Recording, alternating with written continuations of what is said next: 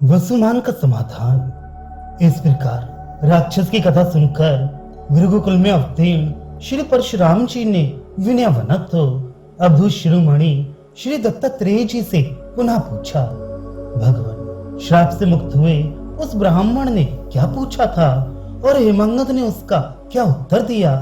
कृपा पूर्वक ये मुझसे कहिए। इस विषय में मुझे बड़ा कौतूहल है। वह कोई छोटी बात कभी नहीं हो सकती।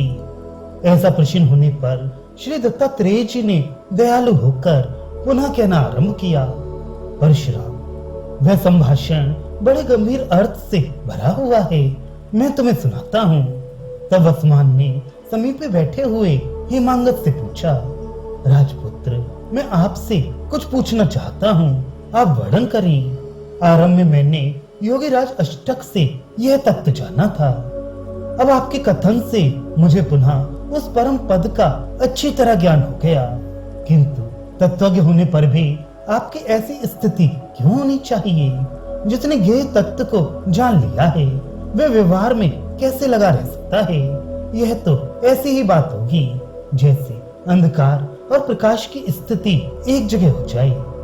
राजकुमार, इसमें जो भी कारण हो वह मुझे ज्यों का त्यों समझा कर कहिए। ऐसा पूछे जाने पर हेमांगत ने उस विप्रश्रेष्ठ से कहा, ब्राह्मण, आपका भ्रम अभी अच्छी तरह निवृत्त नहीं हुआ है। क्या अपने ही आत्म स्वरूप से रहने वाला ज्ञान व्यवहार से बाधित हो जाता है? यदि व्यवहार के कारण ज्ञान बाधित हो जाए तब तो स्वप्न में होने वाले ज्ञान के समान हुआ। उससे मोक्ष रूप पुरुषार्थ की प्राप्ति कैसे हो सकेगी? ये सारा व्यवहार तो ज्ञान के आश्रय से ही होता है, फिर उसी से वह बाधित कैसे हो जाएगा? ये मुझे बताओ। जिसमें ये जगत भास रहा है वही तो ज्ञान है। केवल संकल्प के द्वारा ज्ञान में ही तो सारे व्यवहार का भास होता है।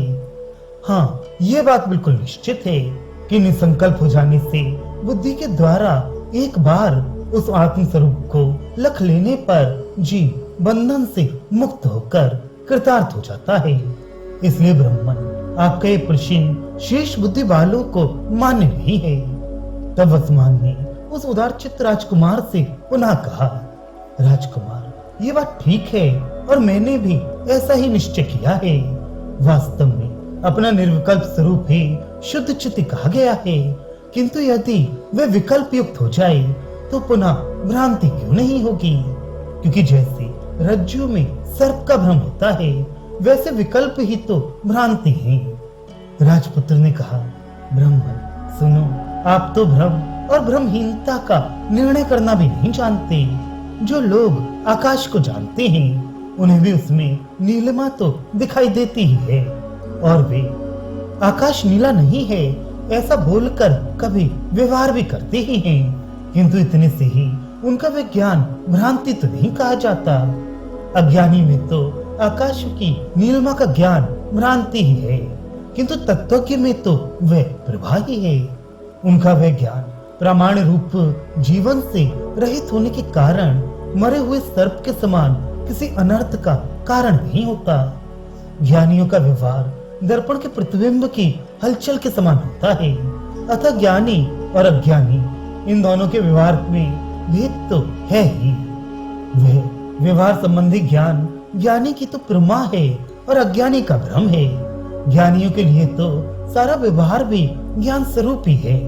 उनके लिए वे दर्पण में भासने वाले प्रतिबिंबों के व्यवहार के समान होता है। इसलिए ज्ञानियों को पुनः भ्रांति की उत्पत्ति नहीं हो सकती।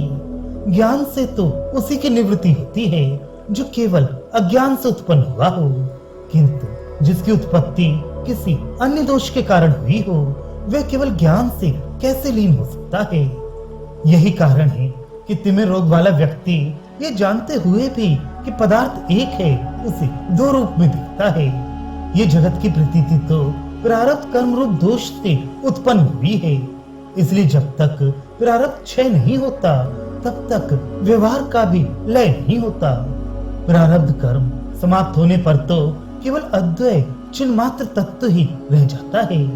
इसलिए विज्ञान में भ्रांति की उत्पत्ति कभी नहीं हो सकती। ऐसा सुनकर उस ब्राह्मण ने राजकुमार से पुनः पूछा, हे राजकुमार, ज्ञानी के द्वारा भला कर्म कैसे हो सकता है? ज्ञानाग्नि का स्पर्श हो जाने पर भी कर्म रूपी कपास कैसे रह सकती है? तब राजकुमार हिमांगद ने भी उस ब्राह्मण से कहा, ब्राह्मण सुनो, मैं बतलाता हूँ। सभी ज्ञानियों के कर्म समान रूप से 3 प्रकार के होते हैं, अपक्व, पक्व और हतोदित। इनमें से मध्यम पक्व को छोड़कर शेष 2 नष्ट हो जाते हैं। नियति विधाता ने काल को कर्मों का परिपाक करने वाला नियुक्त किया है।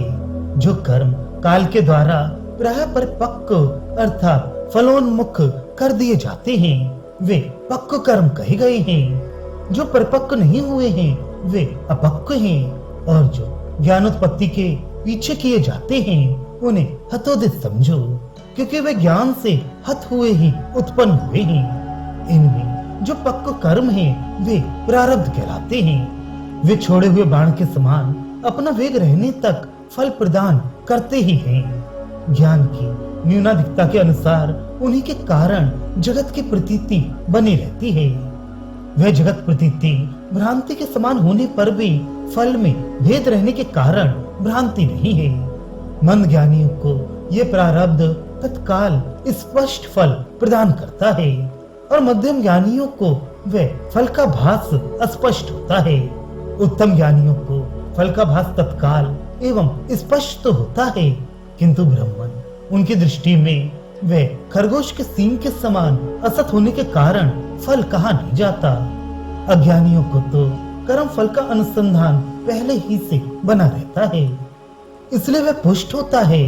पूर्वापर का अनुसंधान रहने के कारण वे उस फल का पोषण करते रहते हैं। ज्ञानियों को आत्मा का अनुसंधान होता रहने से बीच बीच में उनका फल अनुसंधान टूटता रहता है।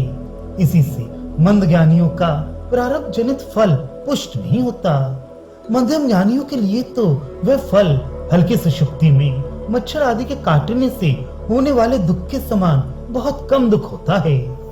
उत्तम ज्ञानियों को वह कर्म फल पूर्णतः प्राप्त होने पर भी स्थिर आत्मज्ञान के प्रभाव से जली हुई रस्सी के समान केवल प्रतीत मात्र रहता है। जिस प्रकार नाटक में अभिनय करते समय पुरुष अन्य वेश धारण करके हर्ष और शोक की भूमिका करने पर भी भीतर से किसी प्रकार के विकार को प्राप्त नहीं होता, उसी प्रकार ये निष्ठावान ज्ञानी पूर्णतया फल का संग प्राप्त होने पर भी उससे स्पृष्ट नहीं होता। इसलिए उसका वह फल भोग शतशृंग के समान केवल कथन मात्र ही होता है। अज्ञानियों को तो शुद्ध आत्मा का पता ही नहीं होता, इसलिए वे तो देह को ही आत्मा समझते हैं और दृश्य को भी सत्य ही मानते हैं। मंद ज्ञानियों को शुद्ध चिन्मय आत्मा का ज्ञान होता है और उन्हें जगत भी असत्य दिखाई देता है, तथापि अभ्यास की कमी के कारण पूर्व वासनाओं से उनका ज्ञान दब जाता है और देह ही आत्मभाव से भासने लगता है, तथा बीच बीच में उन्हें जगत की सत्यता का भान भी हो जाता है। किंतु उनके जो ज्ञान के संस्कार हैं वे पुनः उनके इस असत दृष्टि को दूर कर देते हैं। इस प्रकार उनके सत्य और मिथ्या ज्ञान के संस्कार परस्पर मिलकर बीच बीच में स्पष्ट फल का भोग कराते हैं। ब्राह्मण यद्यपि ये दोनों ही संस्कार समान रूप से आते रहते हैं तथा इनका प्रभाव एक जैसा नहीं होता। ज्ञान की वासना सत्य रूप है, इसलिए उससे दृश्य की मिथ्या वासना बाधित हो जाती है, किंतु दृश्य की मिथ्या वासना से सत्य वासना बाधित नहीं होती। विप्रवर जब वह मिथ्या वासना के अधीन होकर शुद्ध वासना को भूल जाता है तो उस मिथ्या वासना को भ्रम रूप निश्चय करके त्याग देता है और सत्य ज्ञान वासना को प्राप्त कर लेता है। इसके पश्चात उसकी वह सत्य वासना फिर कभी बाधित नहीं होती। मध्यम ज्ञानी को सत्य वासना की विस्मृति नहीं होती और न मिथ्या ज्ञान ही होता है। वे सत्य वासना को बिना भुलाए ही कभी कभी स्वेच्छा से व्यवहार उपयोगी मिथ्या ज्ञान को स्वीकार कर लेता है, किंतु ये स्थिति सिद्ध मध्यम ज्ञानी की कही गई है। अब साधक की बतलाता हूँ, उसे सुनो। साधक जैसे जैसे आत्म अनुसंधान में तत्पर रहता है, वैसे वैसे उसे स्वरूप की स्मृति बढ़ती जाती है। पूर्ण होने पर तो स्वरूप की विस्मृति होती ही नहीं, और मिथ्याद्वैत का स्फुरण भी प्रयत्न करने पर ही होता है। ब्रह्म उत्तम ज्ञानी की दृष्टि में तो समाधि और व्यवहार का लेश मात्र भी भेद नहीं होता, क्योंकि उसे स्वरूप की स्मृति सदा ही बनी रहती है।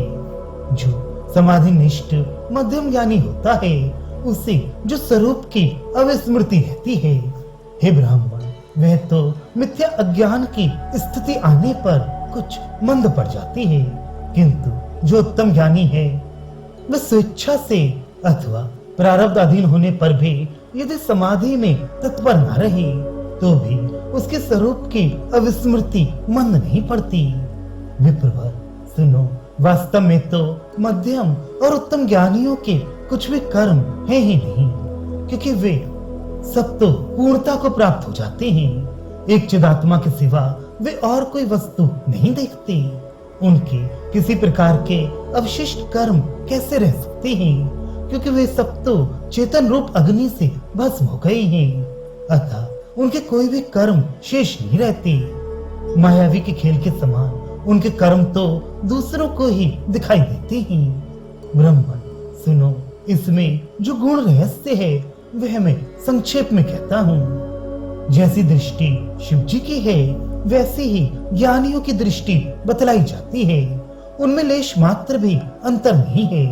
ये बात निसंदेह सत्य है, इसलिए वास्तव में ज्ञानियों का कुछ भी कर्म शेष नहीं रहता। इस प्रकार हेमांगत का तत्व निरूपण सुनकर वसुमान सब संदेहों से मुक्त हो गया तथा उसका अंतःकरण विज्ञान के प्रकाश से उज्जवल हो गया।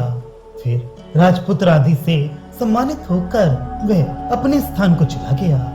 इसके पश्चात वे दोनों राजकुमार भी अपनी राजधानी में चले आए।